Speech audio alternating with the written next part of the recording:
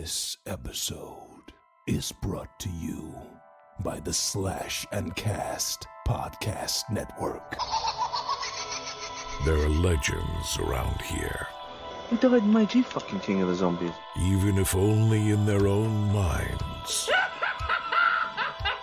Forgotten, but not yet dead. I want to play a game. Some have tried to stop them, but they keep coming back. Don't let the door hit you in the ass on the way out. Coming to entertain you. They are the Crystal Lake Soldiers.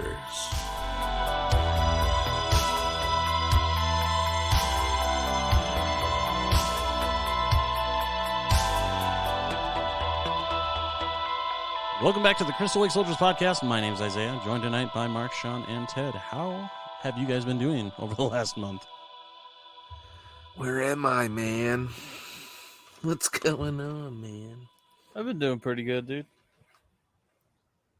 Doing pretty good. Chilling. Nice. Not bad. Nice. Hanging out. Relaxing. Hanging time with friends, family.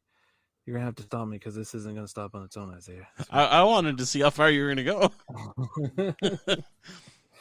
Great. Well, it's good to be back. I mean, it's been it hasn't felt like it's been that long, but at the same time, it's felt like it's been like a fucking eternity since we've recorded anything. So, yeah, I mean, we took that basically a month and a half off, which has been refreshing. It was kind of nice to kind of disconnect and just not have to worry about recording every week, which was it was a nice break, honestly. I'm still not sure what I'm doing. Just go with the flow, Sean. Right? Okay, Mark, thank you. Somebody's got me. Somebody's got your back.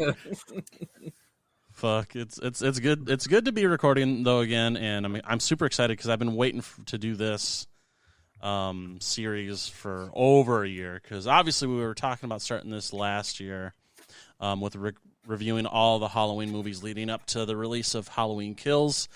And so we're going to be actually doing that all the way through the release of Halloween Kills, and we'll finish this series actually reviewing Halloween Kills and then doing a ranking of the franchise as it sits now before the release of Halloween ends. So August through October, we're completely doing nothing but Halloween, so get ready. I think it's going to be a lot of fun, and I'm can't wait for that. But before we get into all of this, with talking about the first Halloween movie, what have you guys been up to over the last month and a half?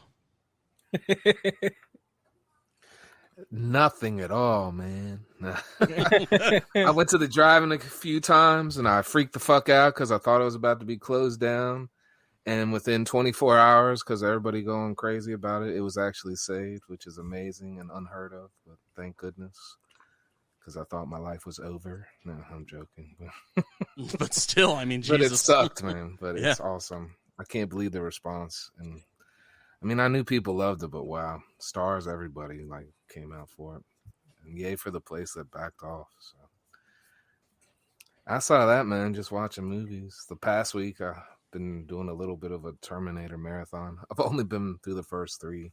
Okay. Which are probably the best three. But... So you're done with the marathon. I almost thought that, but I was like, nah, I'm gonna, because I still haven't seen Dark Fate, so I gotta finish it. Okay. And Well, Sean, have you? Demon Slayer, man, which is a freaking amazing. Sean, have you seen Terminator 2? Yes. Then you've seen Dark Fate. Pretty much. Except Terminator 2 is the better version. Definitely, that movie's great, man. Every time I watch it, I'm like, this is just awesome. This movie's great. It's just a fun movie. Yeah.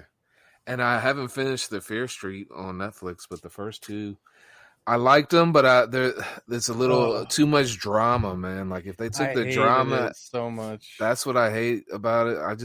They're going overboard with that. But some cool kills and like a good story, man. I just felt like the drama was overboard. We watched the first one with the girl, the phantom girl that curses people or whatever, and it felt like the movie was trying to be too many things at once. Like it didn't know if it wanted to be a scary movie with ghosts and phantoms. It didn't know if it wanted to be a slasher movie. It kept getting distracted from Yeah, it felt like they Just took the scary part. it felt like they took like a good story for a horror movie and mixed it with Riverdale, and that's where it lost me. See, I've never seen Riverdale, but that would make sense because I feel like that's probably right. That's what annoyed me, and it was like we're poor and we're so poor, and those rich fuckers and we're poor, and then it's like, come on, man, just fucking kill someone again. Well, but then they came out and put the girl's head through the thing, and I was like, wow, man, see, this is what it needed. I didn't That's finish why- it. Yeah, the slicer. Yeah, that was a great kill. So, like, it has good to it, but it isn't a whole. But everybody's telling me the third one's the best, so I'm still. I would agree. I did like the third one the best. Because like I liked it too, but it did get a little overboard with the drama aspect of it, and it definitely felt very Riverdale-ish or CW-ish. It is what it is. But I mean, I did like a lot of the second one with the whole Friday the 13th ripoff kind of thing. I like the look of the killer because it reminded me of obviously Baghead Jason, which I love that fucking look. But yeah, it was really cool until the 5-minute discussion of our childhood in the tunnel. Yeah, yeah. That stuff kept taken away from it did, and honestly, it's good and bad, man. Right, it needed less of that. But the third one I liked a lot because, and I won't get into too much, but I like the whole aspect of going back to the beginning of everything, and it kind of ends back in present time. So that's as much as I'll say about it. But I think they did. I think the third one is definitely the strongest out of the three. So, and that's where I'll cut back on the drama next time. Right. I probably won't finish them. I was so bored. Yeah, I don't blame you, man. I figured most people like. I was telling Ted about it, and I thought, man, I don't know if he's gonna like it or not, like, because it's right on the edge for me. Mm-hmm. There was stuff I liked about it though, so it kept me going. I've been on the fence about watching them, so I still don't know if I'm going to or not. Demon Slayer, though, I don't care what anybody says. That show's so good. Have you seen the movie yet? No, I still got a few more episodes left. Man, the one episode where like he finally has met one of the 12 demons or whatever, and he thinks he's killed him, which I know he hasn't yet, but. That was like a powerful ending, dude. Mm-hmm. Talking about the spider guy? Yeah. And he was like, That's you're not really going to kill my arc. sister.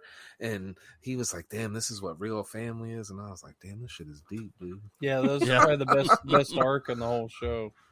Okay. Good stuff, man. Well, man, I have just other than moving and trying to get the house ready to sell, I haven't really watched a whole lot. We went and watched the Escape Room 2 yesterday or Saturday, whenever we watched it, and it was just okay. It was just like the first one where like it was interesting and it was good. I definitely wouldn't say not to watch it, but the ending was really bogus, which I guess is just going to be because it seems like they're trying to make it into a franchise. Yeah, they're just going to go on and on. I enjoyed the first one, though. I haven't seen this. Yeah, you'll probably like the second one, too. But the ending is just as stupid as the first one. Yeah. I finally got caught up on Castlevania the Anime, and, man, that show is so fun. Heck yeah, dude. It's even if you don't like anime and you just like action and cartoons, you probably love that show. Okay. That's about it. Nice. Not a whole lot, but at the same time, quite a bit, especially with moving and shit. I mean, Jesus. Yeah, there's just a lot of work in, man. Yeah. Takes up too much damn time. It really does. Jesus. Freaking stuff. Very cool. What about you, Ted? Just like I said, relaxing, not really doing much of anything. Just watching some movies. Got my Vinegar Syndrome July package in, so I watched Golden Arm last night, which was pretty funny. I really enjoyed it. Got my Walking the Edge replacement disc, which was great. Just Yeah, started watching the new Masters of the Universe, and by the second episode, I was disappointed. It's basically a Tila show at this point, and I'm not happy.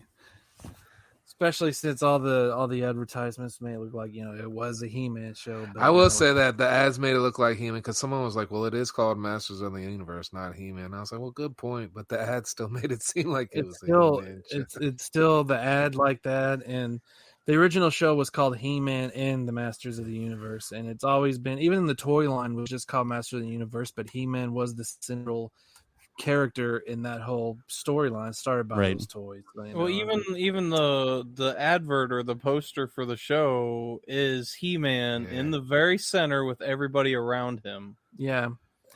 And they should have did more than 5 episodes, man. Maybe that's what's hurting it and going to make it. I don't know. 5 episodes of 20 minutes apiece seems like a really whack way to open something. But I think the problem is Kevin Smith wasn't a fan. He said before that he wasn't a fan, and now that he got the job, he's like, "Oh, I love this show." Yeah, he said before he got this job that he was never into He-Man. So yeah. Of course, like I was telling Isaiah, like the Rotten Tomatoes, which I hate Rotten Tomatoes because I don't believe it. Rotten Tomatoes, the critics' reviews are like 97%. I'm like, of course they love this crap because they're not fans of He-Man. And then the audience review is like 25% or something like that. It's one of the biggest gaps I've ever seen on Rotten Tomatoes. It's pretty bad. Yeah, people hate it, and I don't blame them. It sucks because like the first episode was amazing, man. You got He-Man fighting Skeletor, man. It's this epic battle, and the universe is at stake, and all this stuff. And then at the end of it, like He-Man seemingly dies. I said I haven't finished it. I've only watched the first 2 episodes, and I keep debating if I should even finish it because it's basically a Tila show after this. But like he seemingly died, and so like He-Man's dad realizes that Prince Adam was He-Man.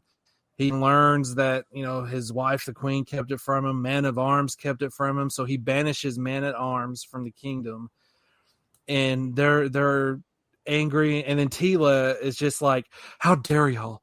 All of y'all have lied to me my entire life. Y'all never told me Adam was.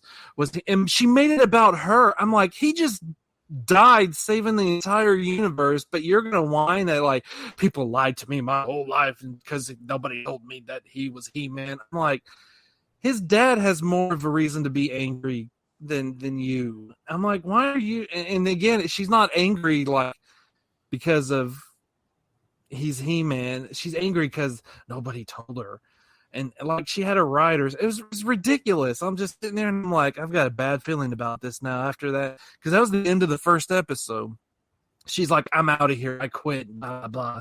Second episode starts. It's like a few years later, and she's like some mercenary for hire or something, and I'm just like, oh no, like this is all about Tila, isn't it? And sure enough, it is. Well, then like, they're getting the old team back together. Like we gotta unite the swords of power and blah blah. And I'm just like, I don't know if I want to keep watching this because this is not a He-Man show.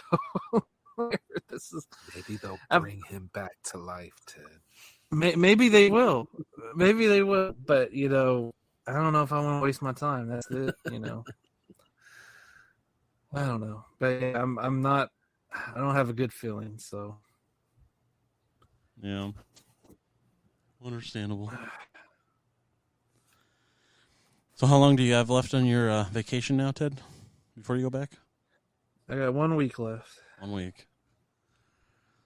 Yeah, by the time this episode releases, you'll be back at work. That sucks, dude.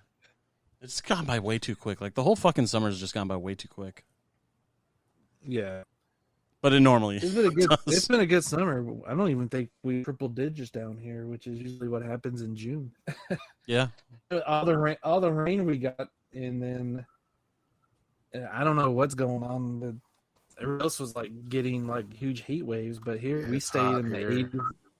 We stayed in the 80s and 90s. I think today it was like the high might have been like 95 when usually it would have been like 103 to 105, sometimes 110. I mean, we haven't hit triple, but we've been close, man. It's been like pushing. Yeah. Which it's been a nice summer, but unusual. Yeah. I remember getting in my car one day and it was like 89 degrees, and I was just like, heck yeah. Right. This is perfect. I'll tell you So, what. yeah. I'll tell you what. Boy, I'll tell you what.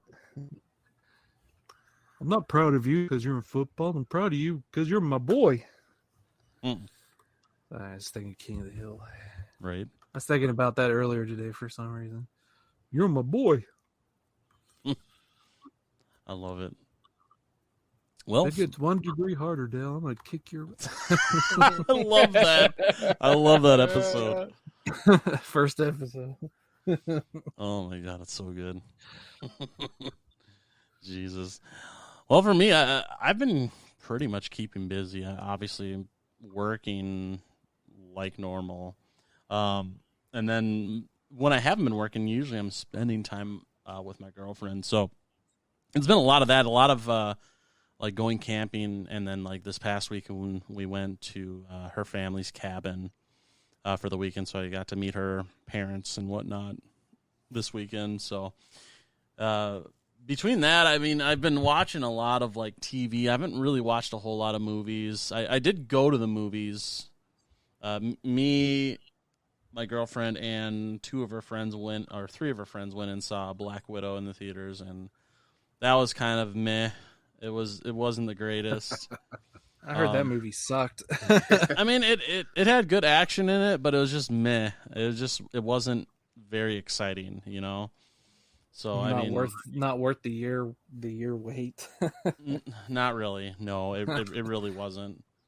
And it's kind of disappointing with it being like Marvel's first like movie in however long.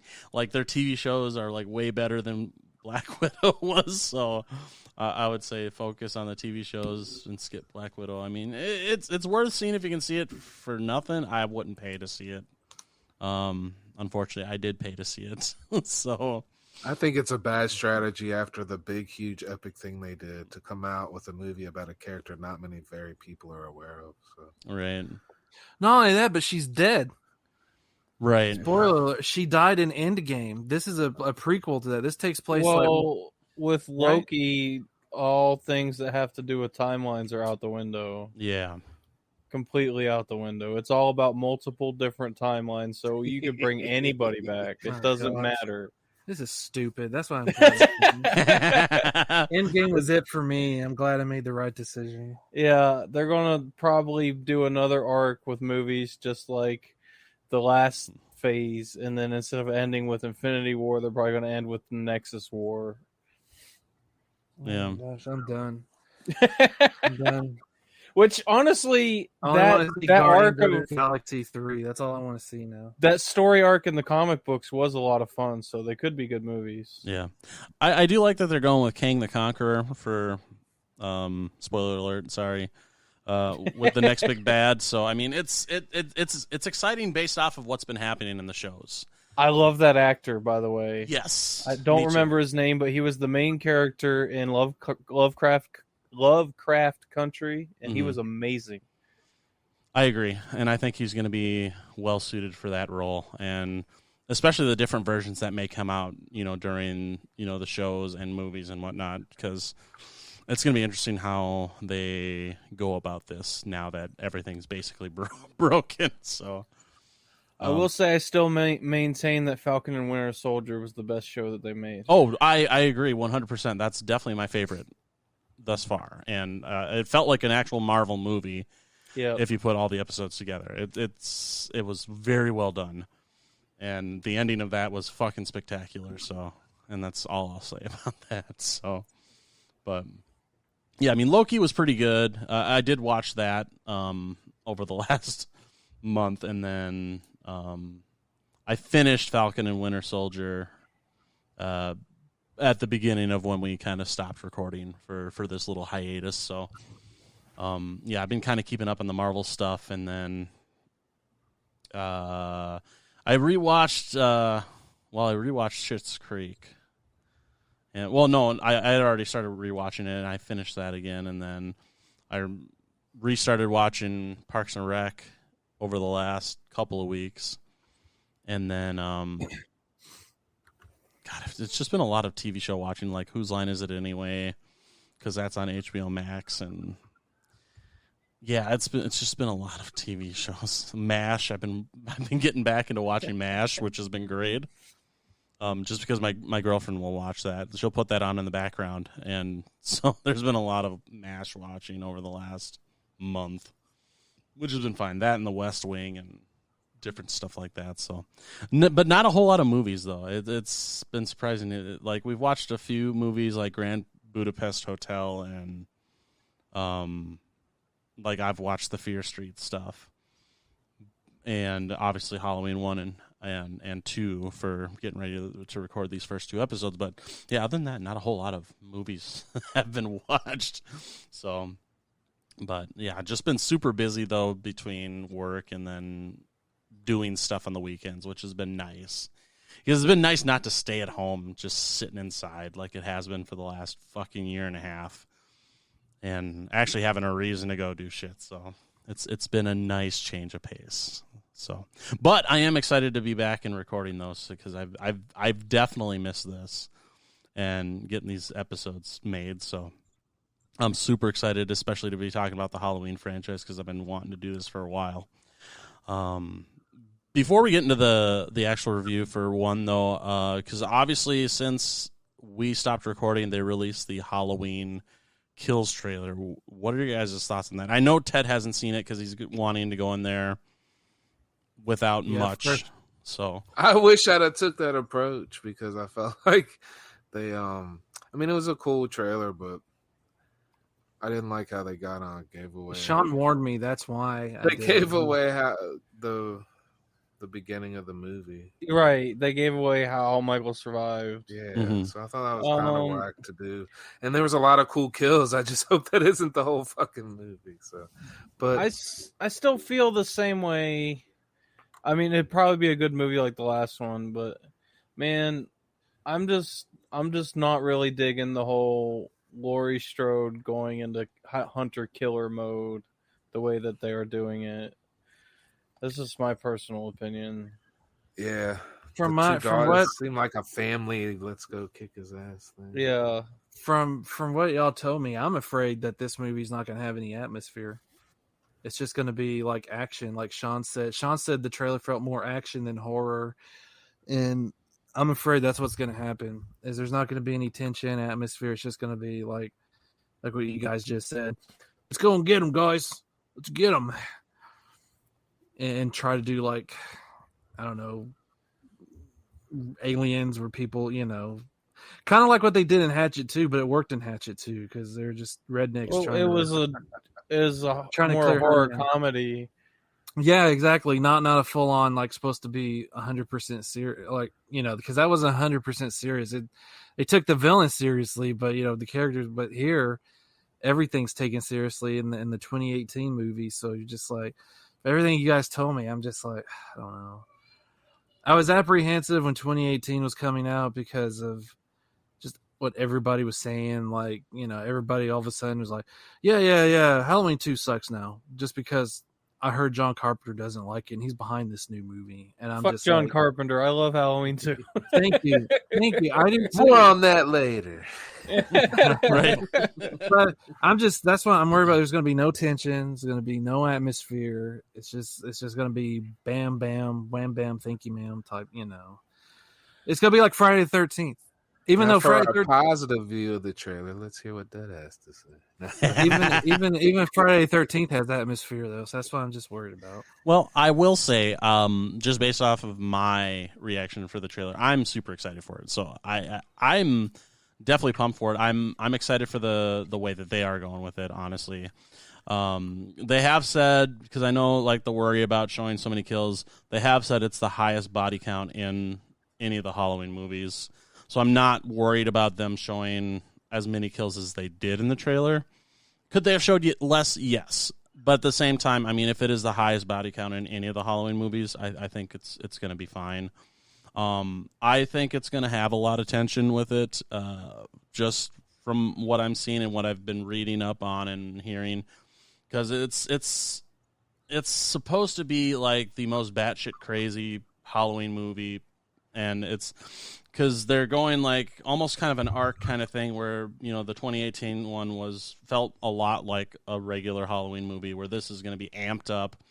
And then you're going to kind of have that conclusion where it's more contained with Halloween Ends. And so I'm happy with the way that they're going with this, and I'm excited to see what they do with this just based off of what they showed so far in the trailer. So I'm personally excited, you know. And I understand, you know, the concerns with it. I don't think we really have anything to be concerned about, but I may be wrong. You know, we don't know until the movie actually comes out. So, but I'm super always excited. concerned. Well, I really, really want it to be good because this franchise desperately needs good movies. Mm-hmm. It's my opinion. I don't like over half of the Halloween movies. I do have one positive thing to say about the trailer, though.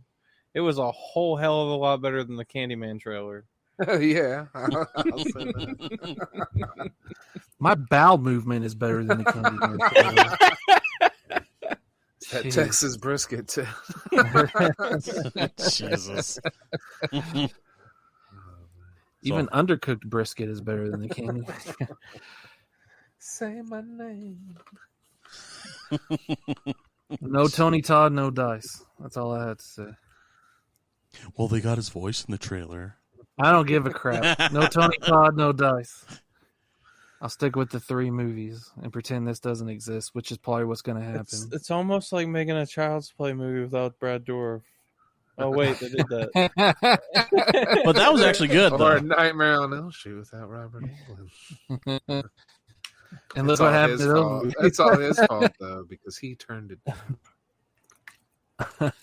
I mean, did you see the movie? It was trash. I mean, if I'd have read that script, I'd have turned that shit down, too. Yeah, exactly. Oh, good times. Yeah. But yeah, I mean, I'm personally excited for Halloween Kills, and I can't wait. And I'm gonna go see it at Alamo Drafthouse because hopefully my Alamo Drafthouse is gonna be back open once that movie releases, because it's supposed to be reopening this fall. So this shit still ain't open. Yeah, ours isn't. They're opening in like phases. So there's some that have been reopened, and they're just ours has been open for a while. Yeah, I guess I'm lucky. So I'm one of the unlucky ones. Your home just sucks, Isaiah. So. Well, I mean, you're not wrong. Everything is open here, man. Way to rub it in, guys. Thanks. We don't have to wear masks going out in public anymore. Well, I don't have to do that anymore. I stopped doing that before it even became a thing. Where I'm like, screw this. I don't care anymore. Don't God you care bless about America. Right. What about the Delta variant? Call me when it's the Alpha variant, okay? I only deal with alphas, not betas, not gammas, not deltas. Only the alphas. What about lambdas, Ted? I am a lambda. What are you talking about? I am a tri-lambda. I am a tri-lamb. Okay. Haven't got my laugh down. I love it. Revenge of the Nerds. I love it. All right. Are we ready to talk about Halloween? Yes. No. Too bad, Ted. Too bad. All right. Let's talk about 1978's Halloween. Halloween night. A small American town. 15 years ago.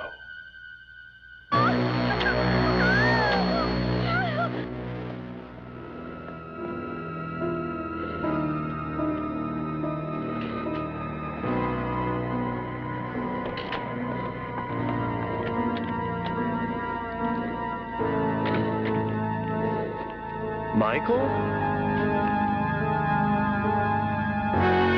Halloween. I spent 8 years trying to reach him, and then another 7 trying to keep him locked up because I realized that what was living behind that boy's eyes was purely and simply evil.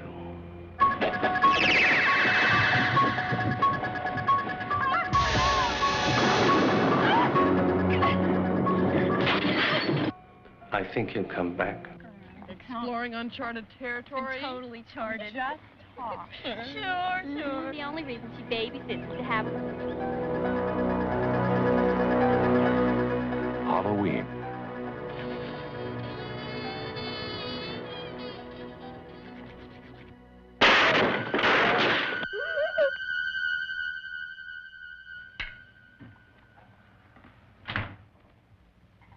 Okay, come on out.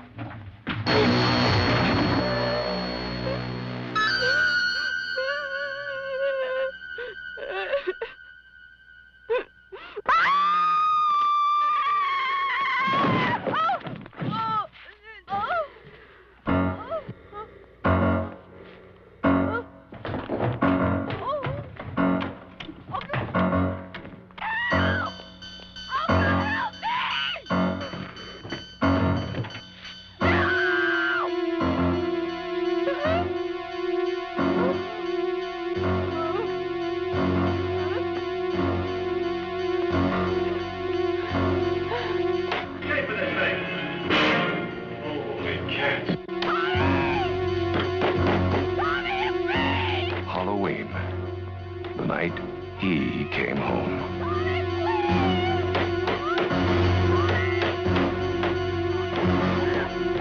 All right, so Halloween was released on October 27th, 1978, obviously directed by John Carpenter. And this is honestly my second favorite Carpenter movie behind The Thing being my all-time favorite Carpenter movie. Halloween's close second, though. This one has like the right amount of suspense. It's like, and I know I've said this multiple times in different episodes, it's like the perfect horror movie. I mean, it's got everything. It's usually one when I want to introduce somebody to horror. If it's not like a horror comedy that I introduce them to, it's usually Halloween for straight horror. It's so good. It's so well made. I mean, the script, everything with it is just fucking perfect. The music is fucking perfect. So it's always the go-to movie for me for introducing somebody to horror. So we've got the cast of Jamie Lee Curtis, obviously, who's like, this is like her breakout role. I mean, it's her introduction to movies and whatnot. And I mean, obviously her career skyrocketed, since this. You got Donald Pleasance, who was obviously kind of the seasoned actor they brought in for the character of Sam Loomis. You've got Nancy Loomis, you've got PJ Souls, and you've got Charles Cyphers. This had a budget of about $325,000 and grossed well over $47 million worldwide. And for the longest time was like the most successful independent movie of all time. So, I mean, this made a fuck ton of money, during its initial release. And so just a little bit of trivia. Obviously, we all know, but for those that don't, the original title for this was The Babysitter Murders, and it actually didn't originally take place on Halloween. And due to budgetary concerns, they decided to contain it all into one night, and they chose Halloween to be the kind of the place setting and whatnot. So it was kind of a blessing in disguise, with having it versus taking place over the course of a few days. Putting it all into one night, and obviously the rest is history with regards to that. So, the one thing I liked regarding the choices for Michael Myers in this movie is that Carpenter did not want people to have anything to relate with him. So, I mean, and I think he did the perfect job with creating like him as a character, and it just felt there's no emotion, there's nothing there, and I thought that was perfect regarding it. But like I said, it's like the perfect fucking movie for horror, in my opinion. Like I said, it's got basically everything you could ever want. Great pace, great tone. One of the best scores, I think, in a horror movie. Oh, definitely. I'm gonna say this. You're wrong about Jamie Lee Curtis, though. Her career did not blow up right after the movie. She was actually not getting a lot of roles after Halloween, which shocked Carpenter, which is why he put her in The Fog. It really wasn't until Trading Places is when she really blew up, and that's when she really hit the stardom. Well, I didn't mean it like blew up right after Halloween, but it was kind of the starting point. Yes, you did. Stop lying and trying to save face. You're supposed to be in charge of all information. You can't get right. Oh my god. Darn it. Wouldn't be the same if Ted wasn't trying to bust my balls on an episode. You disgust me, you know. Well, No, I just wanted to throw that out there because a lot of people do assume that, you know, she's after Halloween she was just a big superstar. No, that didn't happen. No. It took 5 years for that to happen. After Trading Places was 83, I think. So yeah, yeah. 5 years. Yep. So. Yeah, again, that's why Carpenter put her in the fog because he was just kind of shocked that she hadn't blown it because, you know, he thought she was fantastic. So he's like, here, go, I'm going to put you in the fog.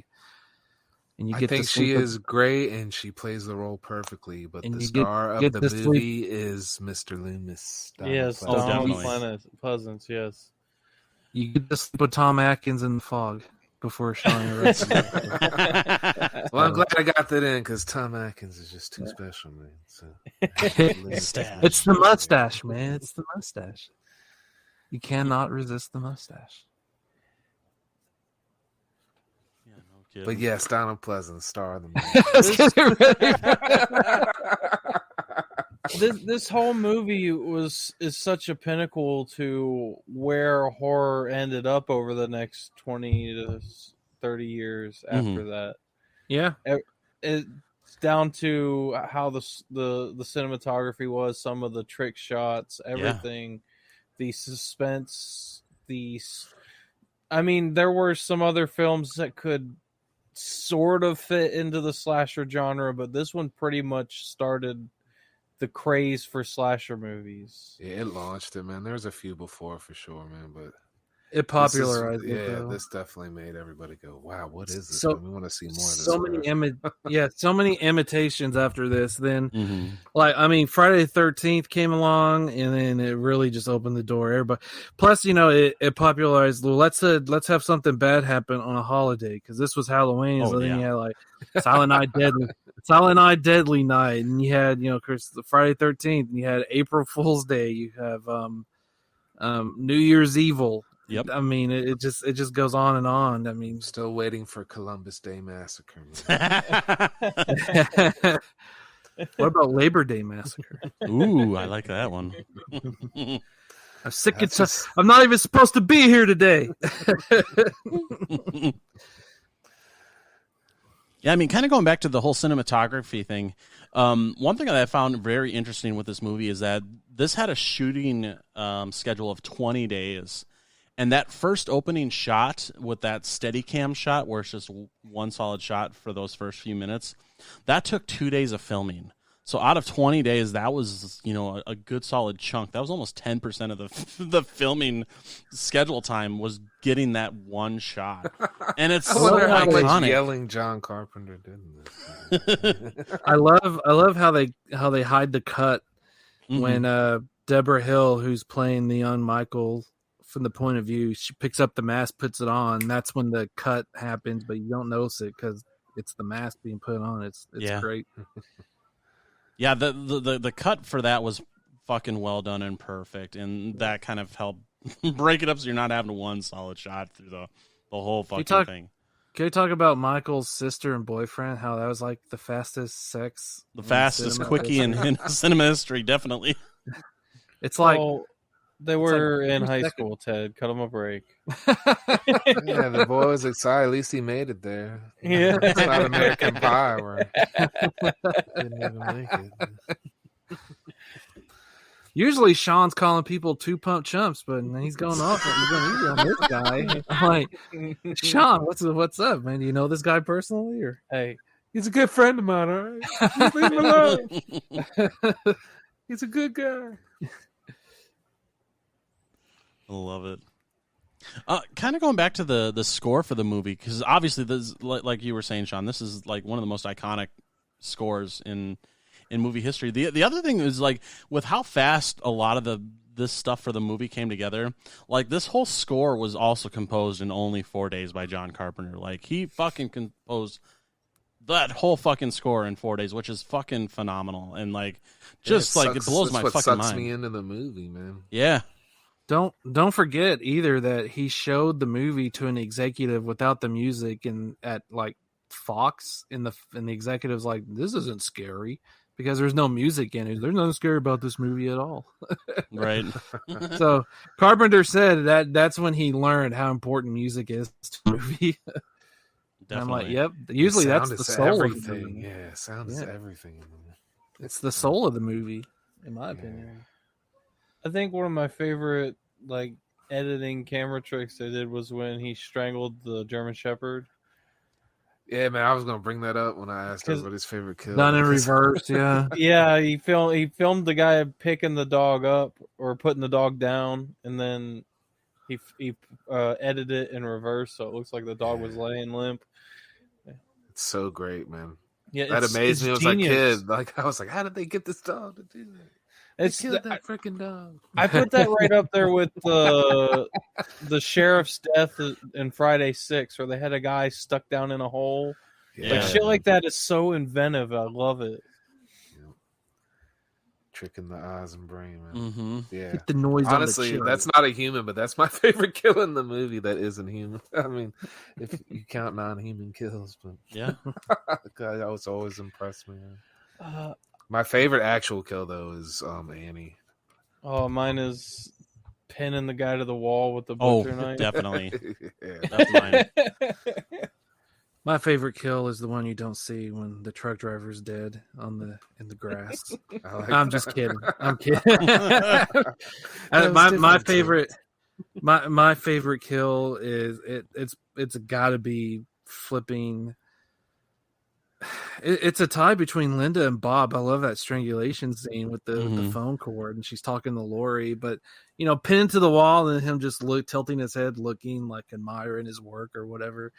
It's a hard tie. Look he gives him, man. Yeah. I lied. My favorite kill was John Carpenter's hopes and dreams when they told him he had to make a sequel. You know what's funny about? I know we're not talking about Halloween 2. I'll just quickly. You know what's funny is that he hates the idea of him and of Michael and Lori being brother and sister. I'm like, you didn't have to write the script that way.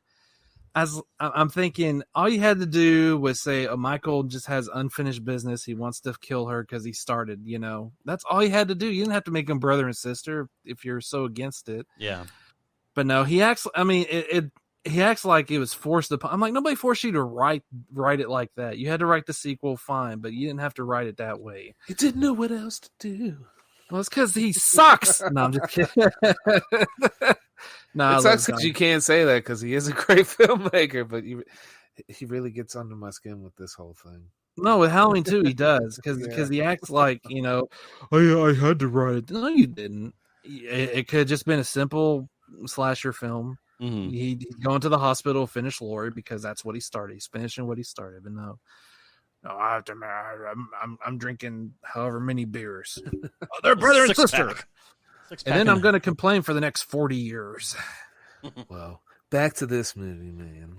One last thing I wanted to say is I think one of my favorite scenes is when Lori is there and you have the dark doorway behind her, and Michael kind of just blends out of the dark. Mm-hmm. I think that's a pretty awesome scene, man. Using the dim light, he just kind of magically appears like a boogeyman. It's like one of the scariest scenes in that whole movie. Just with him don't forget that little musical cue too.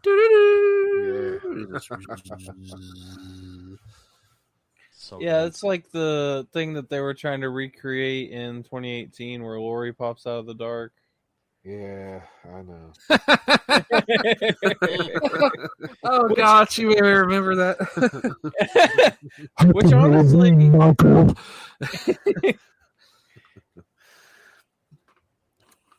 what were you gonna say now, Mark? I was gonna say honestly, it wasn't really done that badly in 2018. I didn't think so, but it was kind of weird that it. I don't know. I think that's a discussion for the 2018 movie. But yeah, I think it's weird that because I have a few opinions about it, and that's why. Yeah, me too. It was done well, but it exactly. All right.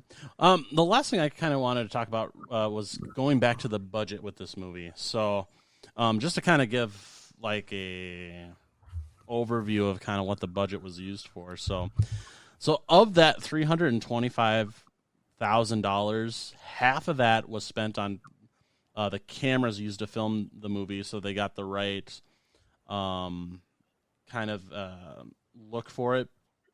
On top of that, Donald Pleasance, so after you subtract half of that, $325,000, Donald Pleasance, for the 5 days he actually filmed on set, was given $20,000. And then Jamie Lee Curtis was reportedly paid only $8,000 for her role, obviously with being new and everything. And then, like, on top of that, because they didn't have much of a budget left over for, like, for wardrobe, like, all of the character, or all the actors basically got their own wardrobe. And, like, so Jamie Lee Curtis spent, like, $100 at JCPenney to get her wardrobe for the fucking movie. So it just shows, like, how little this movie had for a budget after they got their cameras. But, like, how well it fucking did. I mean, they created such a fucking great movie with so little money. Camera. That's the lesson of it. I wonder if you can go back and, like, zoom in and freeze frame and see the tag still on her jacket because she wants to return it. Makes She's you like, wonder. I would never wear this, but Lori would. Yeah. Maybe, you never know. But yeah, I mean, overall, this is such a great movie. I mean, it's stood the test of time. I mean, you can't say that about a lot of horror movies, but this still, even to this day, is such a phenomenal movie, and it's aged very, very well for, you know, being over 40 years old. You know, a lot of people that do film study classes still look at this movie today. Mm-hmm. I will say one thing: when I took my nephew last October to see this in the theater, and I was a little worried, like, he might be boring because it's not, like, you know, super fast paced and all this stuff. But I was so relieved when he's like, "That was a good movie. I really liked that." So I was like, "Oh, that's good. That's good." So I was just, you know, where he'd be bored. Now, sometimes I think that with certain older ones, man, but the good ones still stand tall. Yeah. Usually. And then we watched Halloween 2, and I said, "Which one do you like better?" He says, "The first one." You happy, John Carpenter? Oh, man. I love it. Any final thoughts on Halloween? It's a classic. You can't beat it. Great, man. Unless you're Halloween 4, then you can totally beat it. But not by much, but still. Right. All right. Sweet. So now, just to kind of wrap things up with this one, what would you guys rate Halloween out of 5? 5. Yeah, all 5 all day, man. It's not 0. Don't even have to think about it. 0. 0. This movie sucks. It's overrated. It's boring. There's no blood and just boring. Nah, I give it a 5. It's a great movie. Yeah. Obviously, it's easy 5 for me as well. It's like I said, it's for me, it's the perfect horror movie. It's just I can't say anything bad about the fucking movie. Honestly, there's nothing bad about this movie from what I see, as for my opinion. So it's definitely an easy 5. Except those shoes that Lori wears. So those are terrible. Ugh. JCPenney, man. JCPenney. Can't believe it. Ugh. Just yuck. All right. As a fashion designer. No, I'm just kidding. That would be interesting to see you as a fashion designer, Ted. I would love to see what you would come up with. That's my part-time. That's my part-time job. Everything you guys are wearing right now is because of me. Mannequin 3, starring Ted. You can take the role from the dude in part 2, the gay guy in that one. No, nobody can replace it. Yeah, I know that. I'd have to be somebody completely different. Oh, man. I love it. Ooh! I got a good idea for mannequin. It's a man who's a mannequin this time, and the woman. There you go. That's how you gender flip things. You make it. That's interesting, right there. I love it. She's working in a department store, and the male mannequin. Sean, you will be the male mannequin. I like it. I'm ready. Sean, I'll be the girl. No, I'm just kidding. Budget cuts, Sean. Just ignore my beard. Jesus. Mannequin The 3. show must go on.